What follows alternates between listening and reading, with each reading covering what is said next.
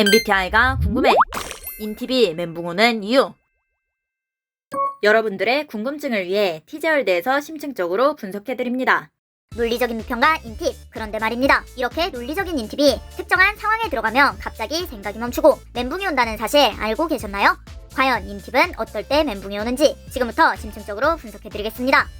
티제월드 구독 꾹! 좋아요 꾹! 인팁은 죽이는 PI로 자신의 내부 논리를 기준으로 판단합니다. 외부의 분위기나 정서보다 이게 논리적으로 맞느냐가 먼저입니다. 그래서 평소 인팁은 비판적이고 냉소적이고 웬만한 말에는 흔들리지 않습니다. 거기에 인팁은 부기능 애니를 통해 독창적인 관점으로 아이디어를 발상하는 유형.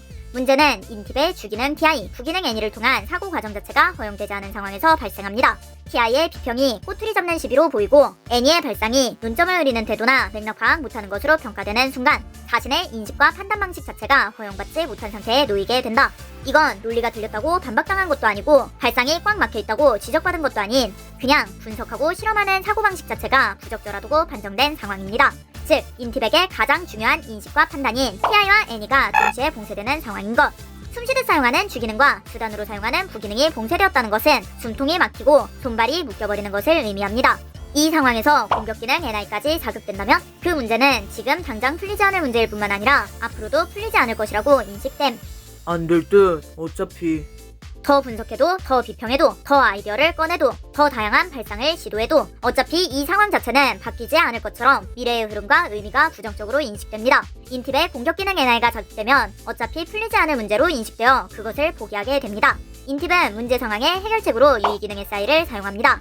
과거에 통했던 방식, 이전에 비슷한 상황에서 문제를 정리했던 논리, 경험을 통한 사례를 꺼내보려고 합니다.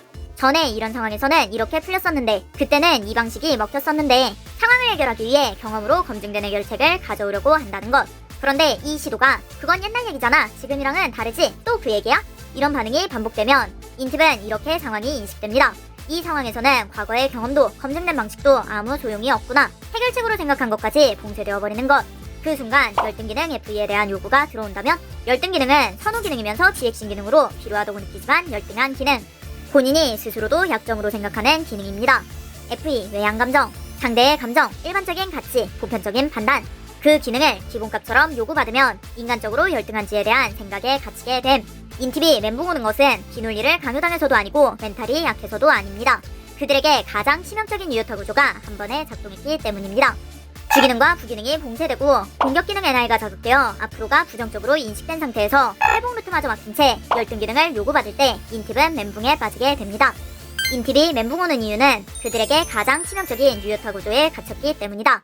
적을 알고 나를 알면 백전백승. 사람을 이해한다는 건 그 사람의 인식과 판단을 이해하는 것입니다. 저 사람이 무엇을 좋아하고 무엇을 힘들어하는지, 어떤 기능을 잘 쓰고 어떤 기능에 약한지, 이런 기능의 차이를 이해하는 순간 인간관계도 사회생활도 레벨업. 남들이 모를 때 내가 먼저 알면 앞서가고 남들이 다 알 때 나만 모르면 뒤처지는 법. 티저월드에서 사람을 이해하는 비법을 얻어가세요.